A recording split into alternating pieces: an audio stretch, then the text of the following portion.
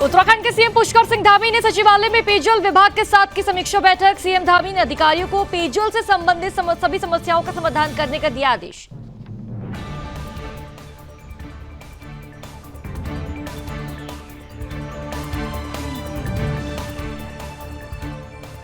उत्तराखंड के सीएम पुष्कर सिंह धामी ने केदारनाथ धाम के सेवादार सदस्यों के दल के वाहनों का किया फ्लैग ऑफ। सेवादारों की तरफ से केदारनाथ यात्रा मार्ग पर 21 से 25 अप्रैल तक श्रद्धालुओं के लिए उत्तराखंड के मुख्य सेवक के नाम पर भंडारे का किया जाएगा आयोजन।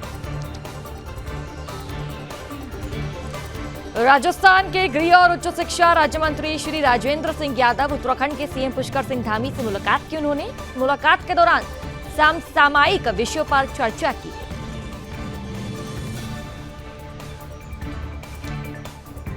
22 अप्रैल से चारधाम यात्रा की शुरुआत। सरकार और प्रशासन पूरी तरह से अलर्ट। आपदा को लेकर किया मॉक ड्रिल। सीएम धामी ने सभी तैयारियों की जानकारी दी। लैंड जिहाद और मजार जिहाद पर सीएम धामी सख्त। अवैध कब्जा करने वालों पर होगी सख्त कार्रवाई। वन भूमि से अतिक्रमण हटाने के लिए आईएफएस की नियुक्ति। डॉक्टर पराग थकाते को बनाया गया नोडल अधिकारी।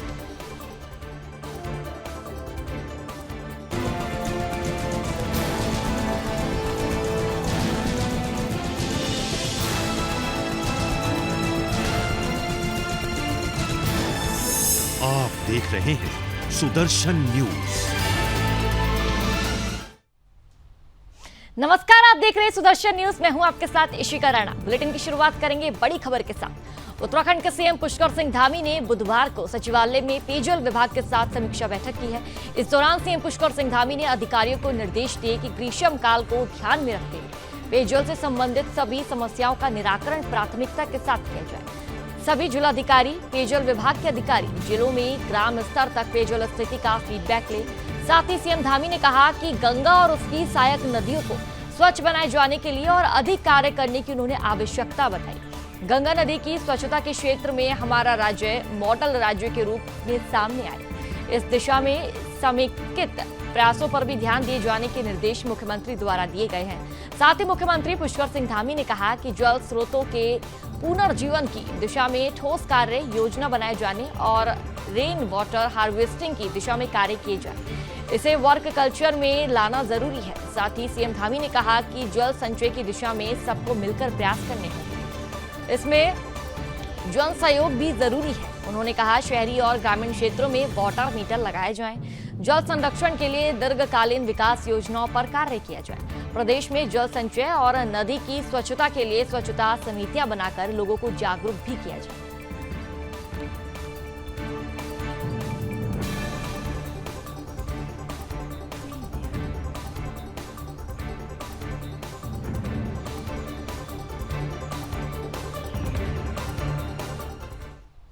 उत्तराखंड के सीएम पुष्कर सिंह धामी ने गुरुवार को श्री केदारनाथ धाम के सेवादार सदस्यों के दल के वाहनों का फ्लैग ऑफ किया। इन सेवादारों की तरफ से श्री केदारनाथ यात्रा मार्ग पर 21 से 25 अप्रैल तक श्रद्धालुओं के लिए उत्तराखंड के मुख्य सेवक के नाम पर भंडारे का आयोजन किया जाएगा।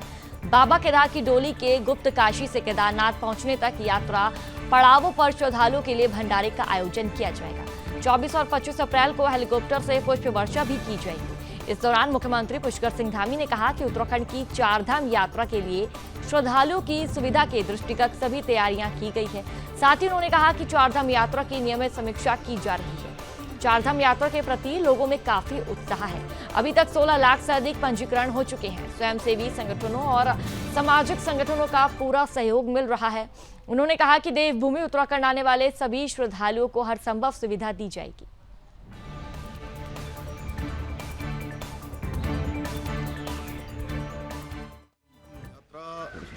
बाबा केदार की कृपा से, भगवान बद्री विशाल की कृपा से, हमारे सभी देवी देवताओं के सभी धामों की कृपा से ये यात्रा हमारी बहुत ऐतिहासिक होगी। बहुत लोगों के अंदर उत्साह है, जोश है, आस्था है, श्रद्धा है। पूरे देश के लोग लगातार बुकिंग करवा रहे हैं। 16 लाख के लगभग लोगों के अभी तक पंजीकरण हो गए हैं। ऑफलाइन भी चल रहा है, ऑनलाइन भी चल रहा है।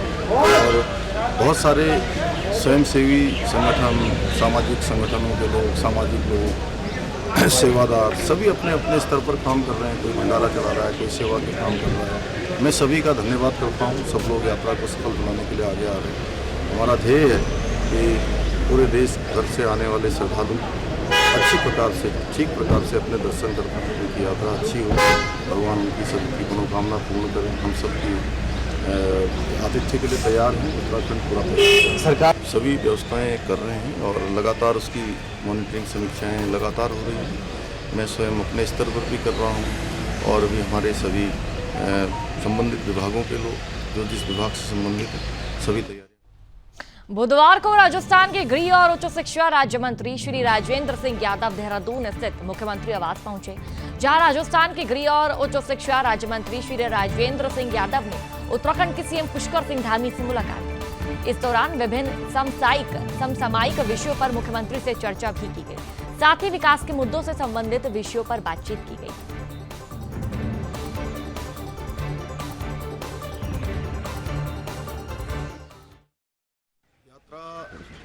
बाबा केदार की कृपा से, भगवान बद्री विशाल की कृपा से, हमारे सभी देवी देवताओं के सभी धामों की कृपा से ये यात्रा हमारी बहुत ऐतिहासिक होगी। बहुत लोगों के अंदर उत्साह है, जोश है, आस्था है, श्रद्धा है। 22 अप्रैल से चारधाम यात्रा की शुरुआत होने वाली है। इसको लेकर सरकार और प्रशासन पूरी तरह से अलर्ट नजर आ रहा है। इसी सिलसिले में राष्ट्रीय आपदा प्रबंधन बोर्ड और उत्तराखंड राज्य आपदा प्रबंधन बोर्ड ने संयुक्त रूप से मॉक ड्रिल का आयोजन किया।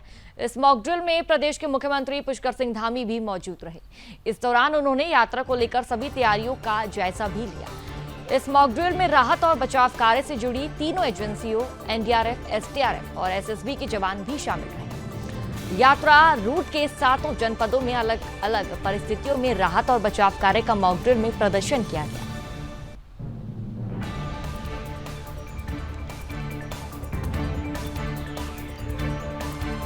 इस बार हम लोगों ने चारधाम यात्रा की जो तैयारियां हैं काफ़ी पहले से प्रारंभ कर दी थी और इसके पीछे हमारा एक ही उद्देश्य है कि आने वाले सभी श्रद्धालुओं को, सभी पर्यटकों को आसानी से यात्रा उनकी हो पाए, उनकी यात्रा सुगम हो, अच्छी हो और किसी प्रकार की कोई परेशानी न हो। आपदा की स्थिति हो या कोई अन्य स्थिति उत्पन्न होती तो उसके लिए भी हमारी सभी एजेंसियां एक दूसरे से संपर्क करते हुए, एक दूसरे से आपस में समन्वय करते हुए कोऑर्डिनेशन के साथ काम करें। इसीलिए आज ये मॉक ड्रिल भी जो है करवाई जा रही है, जिससे कि सब लोग हर स्थिति के लिए तैयार रहें और बाकी यात्रा के लिए पूरा उत्तराखंड तैयार है, देवभूमि तैयार है। भगवान बाबा बद्री विशाल की कृपा से, भगवान बाबा केदार की कृपा से, सभी देवी देवताओं की कृपा से यात्रा हमारी ऐतिहासिक होगी। हम सभी के आतिथ्य के लिए तैयार हैं। ड्रिल से पहले ही, इनफैक्ट चारधाम और मॉनसून तैयारी से पहले हम लोग हर यूनिट अपने अपने इक्विपमेंट्स को चेक करता है, सभी इक्विपमेंट्स कार्यशील हैं अथवा नहीं।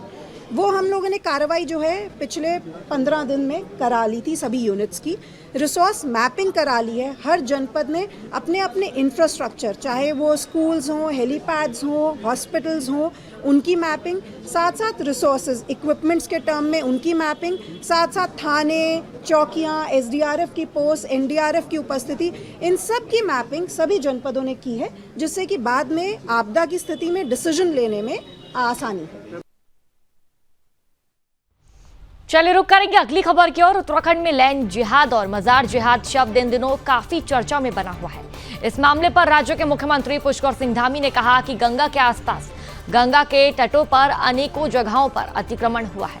हमने तय किया है कि उत्तराखंड में हम लैंड जिहाद और मजार जिहाद बिल्कुल नहीं होने देंगे। साथ ही सीएम पुष्कर सिंह धामी ने कहा कि हमने 1000 स्थान चिन्हित किए हैं जहां पर इस प्रकार का अतिक्रमण हुआ है, जिसको हटाने का काम शुरू कर दिया गया है। बता दें कि बीते दिनों सीएम ने लैंड जिहाद को लेकर बड़ा फैसला लिया था, ताकि सरकारी जमीनों पर अवैध कब्जे हटाए जा सकें। साथ ही वन भूमि पर अतिक्रमण हटाने के लिए आईएफएस की नियुक्ति की गई है। डॉक्टर प्राग धकाटे को नोडल अधिकारी भी बनाया गया है।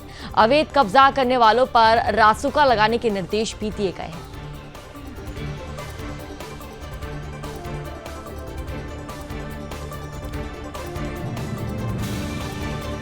तो लैंड जिहाद के खिलाफ धामी सरकार काफी ज्यादा कड़े और सख्त एक्शन लेती हुई नजर आ रही है। आपको बता दें कि लगातार बैठक उत्तराखंड में हो रही है और लैंड जिहाद को जड़ से खत्म करने की बात यहां पर कही जा रही है। मुख्यमंत्री धामी द्वारा लैंड जिहाद को जड़ से खत्म करने की बात भी बैठक के दौरान की गई है। आपको बता दें कि मजार जिहाद और लैंड जिहाद के मामले उत्तराखंड में लगातार बढ़ते हुए नजर आ रहे हैं।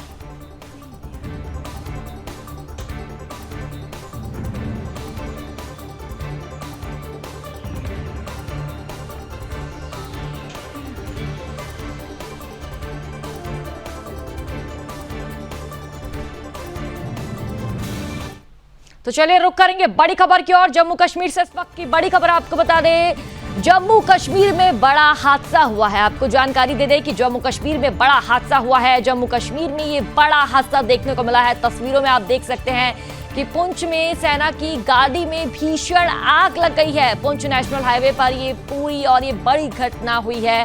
हादसे में 4 जवान वीर गति को प्राप्त हो गए हैं। तो बड़ी जानकारी है जम्मू कश्मीर से सामने आ रही है। तस्वीरों में आप देख सकते हैं कि जम्मू कश्मीर में एक बड़ा हादसा हुआ है। जम्मू कश्मीर में सेना की गाड़ी में आग लग गई। आर्मी के उच्च अधिकारी मौके पर मौजूद है। तो बड़ी जानकारी है, मामले की जांच के लिए टीम का गठन भी किया जाएगा। तो जम्मू कश्मीर में ये बड़ा हादसा हुआ है। तस्वीरें आपको हम दिखा रहे हैं। पुंछ में सेना के गाड़ी में आग लग गई और ये भीषण तरीके से ये आग लगी। आग ने अपनी चपेट में गाड़ी को ले लिया था। आर्मी के उच्च अधिकारी मौके पर मौजूद है और मामले की जांच के लिए टीम का गठन भी किया जाएगा, ऐसी जानकारी मिल रही है।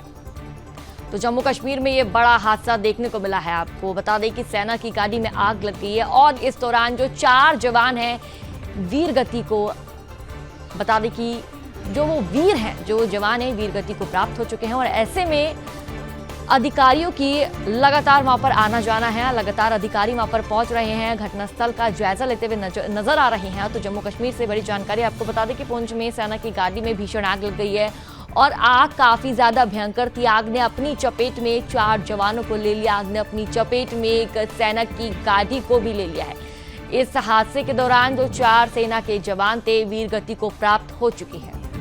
तो जम्मू कश्मीर में ये बड़ा हादसा देखने को मिला है। तस्वीरों में आप देख सकते हैं कि किस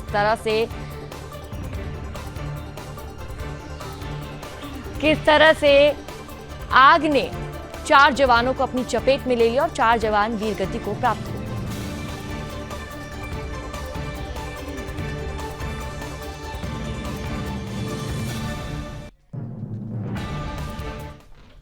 तो चलिए रुक करेंगे अगली खबर की ओर। उत्तराखंड में गर्मियों की सीजन में पेयजल की किल्लत एक बड़ी समस्या बनी रहती है। इसके साथ साथ फॉरेस्ट फायर की घटनाओं से भी लोग परेशान रहते हैं। ऐसे में उत्तराखंड के सीएम पुष्कर सिंह धामी ने इन दोनों मामलों को अपनी प्राथमिकता में गिनाया है। सीएम धामी ने कहा कि 4 धाम यात्रा शुरू होने वाली है और ऐसे में पेयजल की किल्लत न हो, इसको लेकर भी अधिकारियों को दिशा निर्देश दिए जा रहे हैं। साथ ही उन्होंने कहा कि फॉरेस्ट फायर की घटनाओं को रोकने के लिए पेयजल की किल्लत को दूर करने के लिए अधिकारियों के साथ समीक्षा बैठक करने जा रहे हैं। साथ ही मुख्यमंत्री पुष्कर सिंह धामी ने कहा कि पेयजल समस्याओं को लेकर अधिकारियों को दिशा निर्देश भी दिए जाएंगे कि वो विभिन्न क्षेत्रों में जाकर समस्याओं का आकलन कर उनका समाधान निकालें।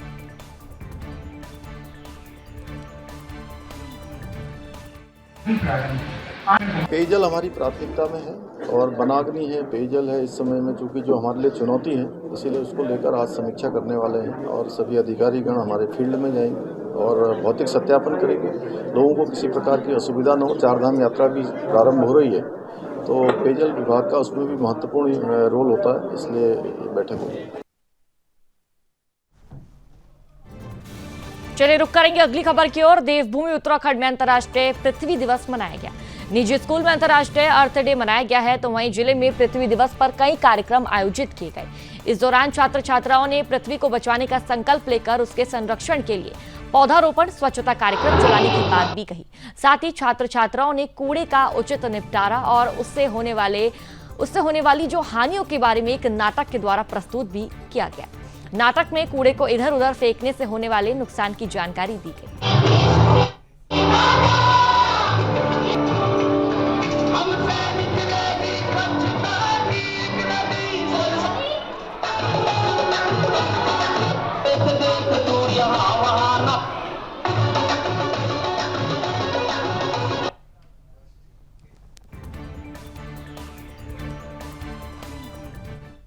उत्तराखंड के मसूरी में नगर पालिका परिषद की बोर्ड बैठक नगर पालिका के सभागार में आयोजित की गई।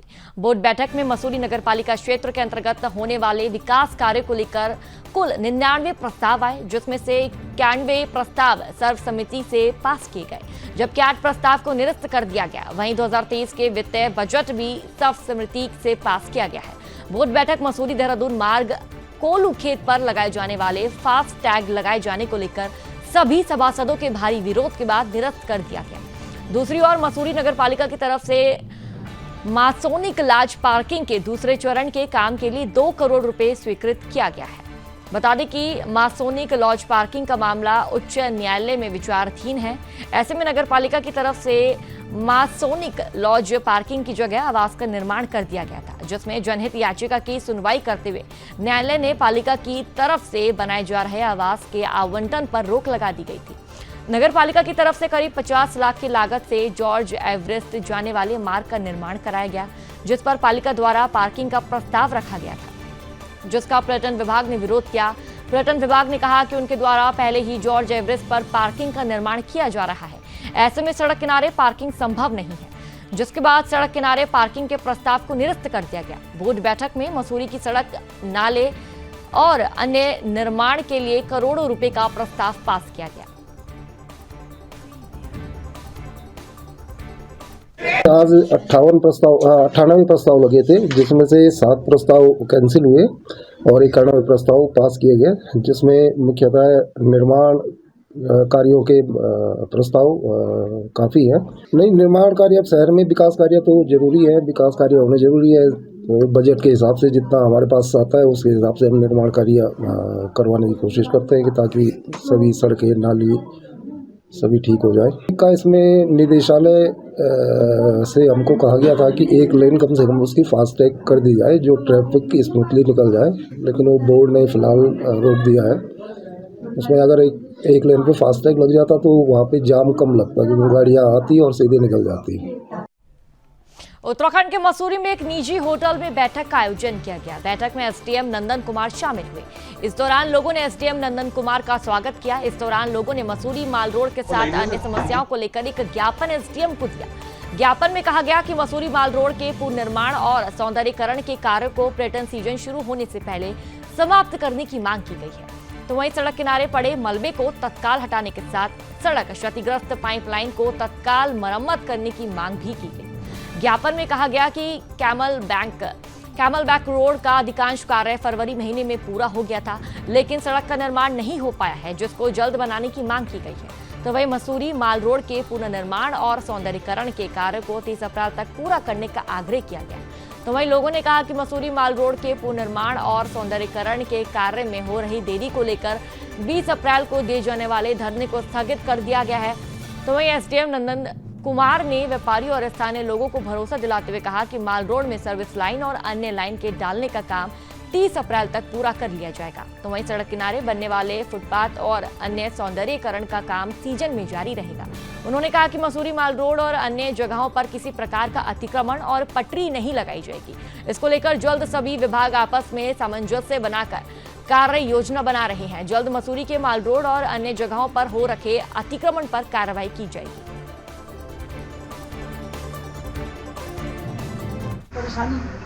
आम जनता हमारा जो ऑब्जेक्टिव है कि आगे की जो भी रोड का पे काम होगा वो 30 अप्रैल तक इसको पूरा कर दें। इसी क्रम में हमारी व्यापारियों से बात हुई थी। इसमें जो भी समस्याएं हैं उनको सुना गया है, उनको ये भी अश्योर किया गया है। पीडब्ल्यूडी के इंजीनियर भी थे, इसको त्वरित रूप से काम किया जाएगा। पीछे भी जो काम हुआ है बहुत फास्ट हुआ है। आगे ये काम जो है गुणवत्ता के साथ पूरे फास्ट काम करेंगे इसमें। और जो भी समस्याएँ हैं, जिस भी विभाग से समस्याएँ रहेंगे, वो जो कमेटी एक कंबाइंड एफर्ट रहेगा कि अगर कोई यूटिलिटी लाइन्स डैमेज होती हैं तो उसको तत्काल उसका निस्तारण किया जाए, ताकि जो लोग हैं उनको कम से कम समस्याएँ हैं। निर्देश दे दिए गए हैं और तत्काल वो मलबा क्लियर हो जाएगा। तो कार्रवाई हो रही है, नगर पालिका के द्वारा भी कमेटी बना दी गई है। हमारी टाउन वेंडिंग कमेटी है, उसको वो पहले से बनी हुई है, उसको भी रीस्टार्ट कर रहे हैं। और जो भी इलीगल वेंडर्स हैं उसको हटाने की कार्रवाई होगी और बहुत जल्द इसमें आपको पूरे मॉल रोड और जो आपका गांधी चौक है इसमें इलीगल वेंडर्स नहीं दिखेंगे। उत्तराखंड के पौड़ी में आए दिन गुलदार और बंदरों का आतंक देखने को मिलता है। इसी कड़ी में पौड़ी जिले के कलजीखाल ब्लॉक में वन विभाग की तरफ से लगाए गए पिंजरे में गुलदार फंस गया। बता दें कि आए दिन ग्रामीण क्षेत्रों में गुलदार का आतंक देखने को मिल रहा है।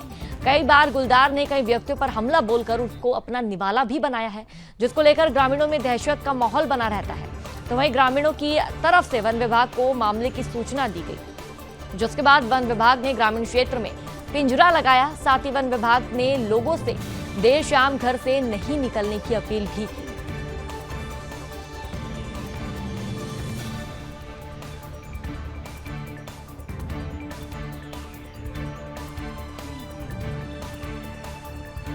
वाली का मामला है। सुबह प्रधान जी का फोन आया कि मतलब यहाँ पे जो है वो ऑटोमेटिक पिंजरे में जो है एक बाघ का बच्चा घुसा और जो है दाना खाते खाते वो उसमें कैद हो गया। जिसको कि रेस्क्यू टीम के द्वारा जो है वापस यहाँ लाया गया है मॉडल क्रूज स्टेशन में, और वहाँ पे डॉक्टर से उसका स्वास्थ्य परीक्षण किया गया जो कि स्वस्थ पाया गया। इसे अब जो है जंगल में प्राकृतिक आवास में छोड़ दिया गया। कितने साल का था, कुछ नुकसान वगैरह इस तरह से? इसके द्वारा कोई नुकसान नहीं किया गया, लेकिन जो है छोटा बच्चा होने के नाते मतलब ये लगता है कि मतलब जो है उधर हो सकता है, तो टीम भी गश्त करेगी उसमें। आज धारचूला नगर पालिका सभागार में शहरी निकाय चुनावों के लिए अन्य पिछड़ा वर्ग सर्वेक्षण के लिए जन सुनवाई हुई। इस दौरान सभासद सहित आम जनमानस ने अपने अपने सुझाव भी रखे। साथ ही लोगों ने एकल सदस्य समर्पित आयोग के समक्ष अपनी बात रखी। वक्ताओं ने कहा वोटरों की संख्या अनुसार ही सीट आरक्षित की जाए। बता दें कि यह जन सुनवाई स्थानीय लोगों और उच्च न्यायालय नैनीताल के पूर्व न्यायमूर्ति BS वर्मा की अध्यक्षता में जन सुनवाई हुई है। जन सुनवाई के दौरान निर्णय लिया गया कि मतदाता सूची के आधार पर ही आरक्षण तय किया जाना चाहिए।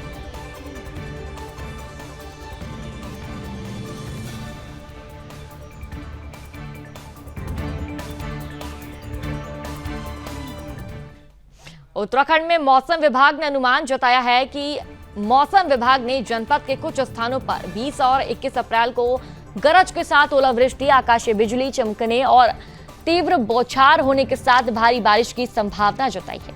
भारी बारिश को लेकर मौसम विभाग ने येलो अलर्ट जारी किया है। तो वहीं जिलाधिकारी डॉक्टर आशीष चौहान ने जनपद में तहसील स्तर पर IRS प्रणाली के नाम सभी अधिकारी व विभागीय नोडल अधिकारियों को अलर्ट रहने के निर्देश दिए। जिलाधिकारी ने तत्परता बनाए रखते हुए सावधानी, सुरक्षा और आवागमन में नियंत्रण बरतने, साथ ही सभी संबंधित अधिकारियों को आपदा संबंधित सूचना जिला आपदा कंट्रोल रूम को उपलब्ध कराने को कहा है। जिलाधिकारी ने बताया कि इस दौरान लोक निर्माण विभाग, राष्ट्रीय राजमार्ग, PMGSY व ADB के मोटर मार्ग के बाधित होने की स्थिति में बंद और खोले गए।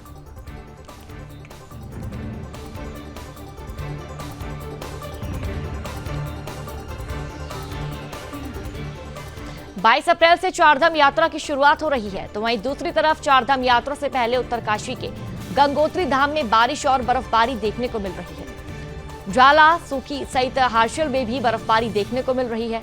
तो वहीं निचले पहाड़ी क्षेत्रों में लगातार बारिश देखने को मिल रही है। गंगोत्री धाम के गंगा पुरोहित राजेश सेमवाल ने बताया कि गंगोत्री धाम में दिन में काफी बर्फबारी देखने को मिल रही है। आने वाले 22 अप्रैल के दिन गंगोत्री धाम के कपाट खुलने जा रहे हैं। अभी मां गंगा की डोली अपने शीतकाल आवास मुखवा में विराजमान है। मां गंगा अपनी शीतकालीन आवास मुखवा से अब 22 अप्रैल गंगोत्री धाम में विराजमान होंगी। श्रद्धालुओं के लिए मां गंगा के दर्शन अब 22 अप्रैल से गंगोत्री धाम में रहेंगे। और आपको बता दें कि गंगा पुरोहित राजेश सेमवाल ने कहा कि गंगोत्री धाम को अब संवारा जा रहा है। साथ ही मां गंगा के गंगोत्री धाम आने से पहले बर्फबारी भी देखने को मिल रही है, जो कि श्रद्धालुओं के लिए खुशी की बात है।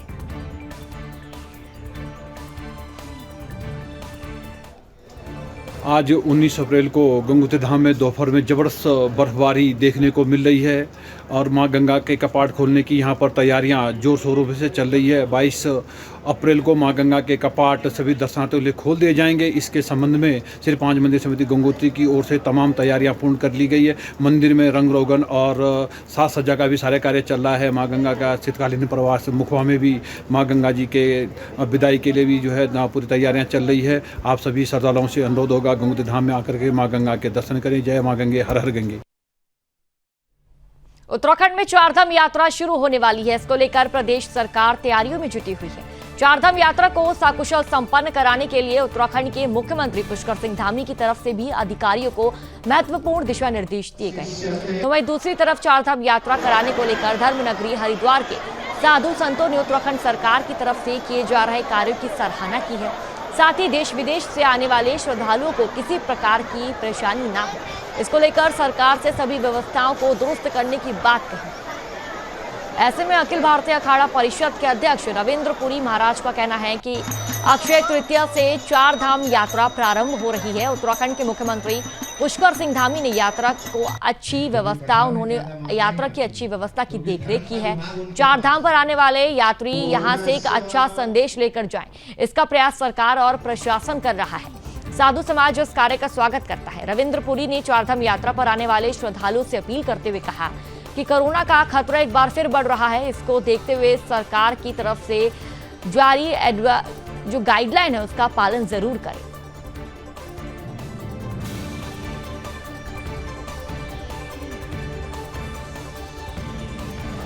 देखिए, चारों धाम की यात्रा हम लोग सभी ये चाहते हैं कि सकुशल संपन्न होनी चाहिए और यात्रा आरंभ होने से पहले सारे रास्ते दुरुस्त ठीक होने चाहिए। जिस तरह से जोशीमठ की त्रासदी पे लोगों में एक भय का वातावरण बना हुआ है, सरकार को सबसे पहले उस भ्रांति को दूर करके यात्रा को सकुशल चलाने के लिए निमंत्रण देना चाहिए। हरिद्वार का पूरा संसद चाहता है कि चारों धाम की यात्रा, क्योंकि पूरी दुनिया में ये चारों धाम बड़ी श्रद्धा और उल्लास के साथ मनाए जाते हैं। हेमकुंड साहिब भी लाखों की तादाद में सिख भाई लोग आते हैं।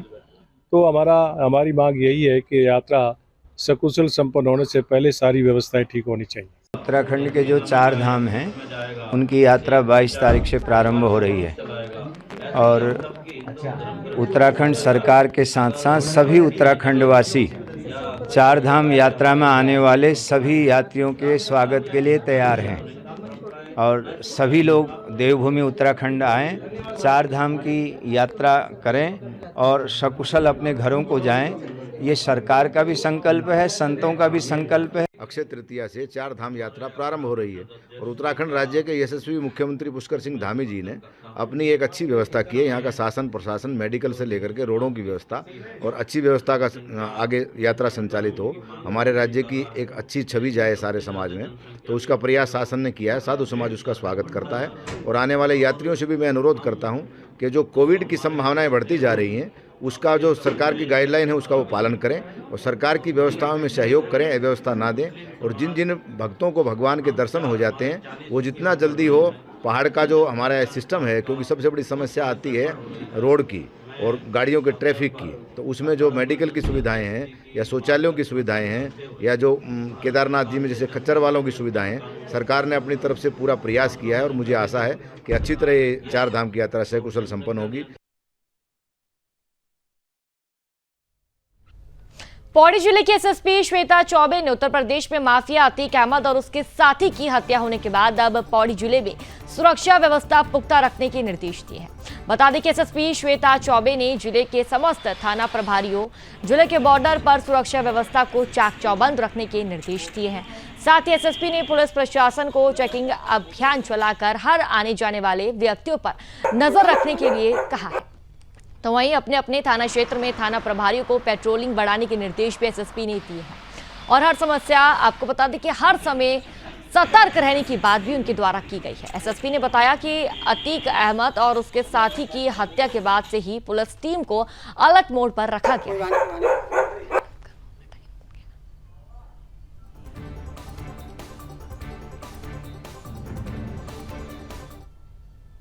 यूपी में घटनाक्रम हुआ है, उसके दृष्टिगत पूरे जनपद में अलर्ट घोषित किया गया है और सभी जो थाना प्रभारी हैं उनको निर्देश दिए हैं अपने क्षेत्र में सतर्क दृष्टि रखें, लगातार पेट्रोलिंग करें और संदिग्ध व्यक्तियों पर भी नज़र रखें। इसके अतिरिक्त जो हमारा बॉर्डर है यूपी से लगा हुआ कोटद्वार का एरिया, वहाँ पे भी लगातार जो हमारे बॉर्डर में है उसमें लगातार चेकिंग जारी है। जय हिंद।